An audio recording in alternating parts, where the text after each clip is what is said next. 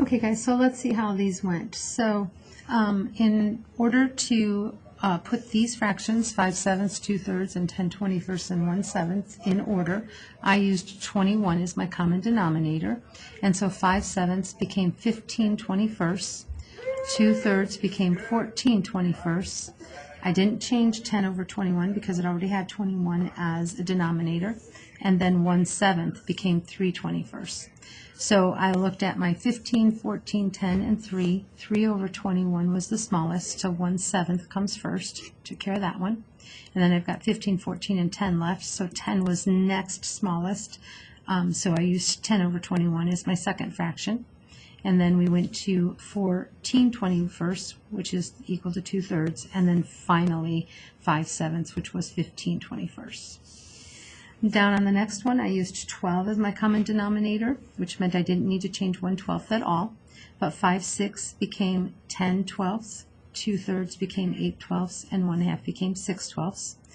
Of these, 8, 6, 1, and 10, 1/12 was the smallest, and then 6 was next, which was equal to 1/2, and then 8 was next, which equaled 2/3, and then finally 5/6 was my largest at 10/12. The last one, what I did here is I changed them all to percents. So this became 50%, swoop, swoop, right?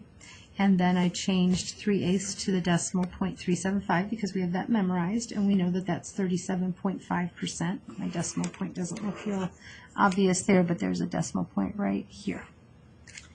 And then 9/10 is 0.9, which is 90%. So I saw that 3/8 was the smallest at 0.375 or 37.5%. Then my 50% or 0.5 was next, and then my 80%, and then finally my 9/10, which was 90%. On the bottom, we had to just label those fractions. The lines, this is our 0 and this is our 1, so this is 1, 2, 3, 4 spaces, so it's 1, 2 out of 4, which is equal to 1/2. So this should have been D, 1/2. So between 0 and 1, we've got 1, 2, 3, 4, 5 spaces, and our dot was at the 1 out of 5, which is 1/5, so that's C, 1/5. This one has 1, 2, 3, 4, 5, 6 spaces, and our dot was at 5 out of 6, so that was equal to 5/6, B.